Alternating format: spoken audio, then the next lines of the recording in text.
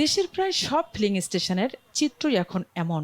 ঘন্টার পর ঘন্টা অপেক্ষা করেও মিলছে না প্রয়োজনীয় জ্বালানি। অন্যদিকে জ্বালানি নিয়ে সরকারের মন্ত্রী ও দায়িত্বশীলদের ভিন্ন ভিন্ন বক্তব্য জনমনে তৈরি করছে ধোঁয়াশা। যদি ওনরা মনে করে থাকে তেলের সংকট নাই, তাহলে তেলের সংকট নাই। তাহলে হয়তো আমাদের পাম্প মালিক যারা আছে তাদের ভিতরে সমস্যা আছে। তা না হলে এই তেলটা যাচ্ছে কোথায়?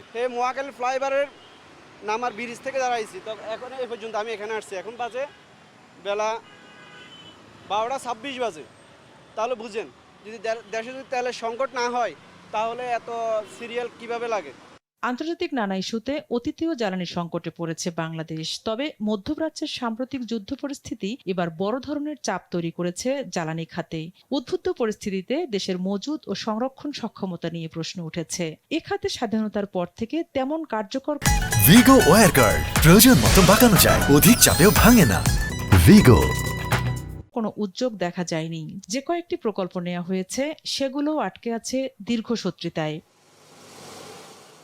বর্তমানে দেশে 1 বছরের জ্বালানি একসঙ্গে সংরক্ষণের সক্ষমতা নেই। বিদ্যমান ব্যবস্থায় সর্বোচ্চ 1 মাসের মজুত রাখা সম্ভব। বিপিসির তথ্য অনুযায়ী দেশে মোট জ্বালানি তেলের মজুত সক্ষমতা প্রায় 11.5 লাখ টন। এর মধ্যে diesel 6,24,189 metric ton, octane 53,616 metric ton, petrol 37,013 metric ton, furnace oil 1,44,000 metric ton, jet fuel 34,877 metric ton এবং অপরিশোধিত তেল প্রায় 2,25,000 মেট্রিক টন মজুত রাখা সম্ভব।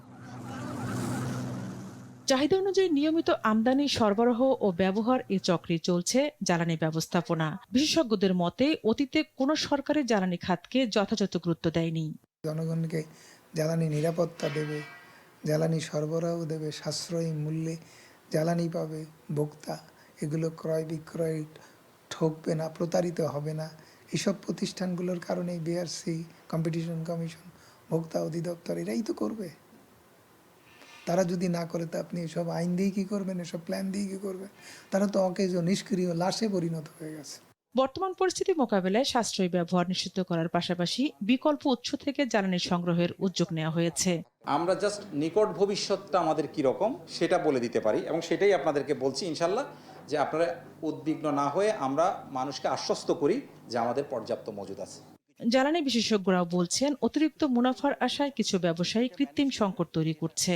কোনো না কোনো জায়গায় একটা মিসম্যানেজমেন্ট হচ্ছে। যদি সরকার বলে যে হ্যাঁ তেলের কোনো সমস্যা নেই, তারা দিচ্ছে, তাহলে তাদের দায়িত্ব হবে তারা কোনখানে সমস্যা হচ্ছে সেগুলোকে বার করে তাদেরকে পানিশমেন্ট দেওয়া। বিপিসির তথ্য অনুযায়ী দেশে প্রতি বছর যে পরিমাণ জ্বালানি তেল আমদানি করা হয় এর বড় অংশই ডিজেল ও অপরিশোধিত তেল। অল্প পরিমাণ অকটেন আমদানি হলেও চাহিদার বড় অংশ দেশেই উৎপাদিত হয়। তবে সার্বিকভাবে দেশের জ্বালানি চাহিদা পূরণে আমদানি মূল ভরসা। ঝর্ণা রায়, দেশ টিভি, ঢাকা।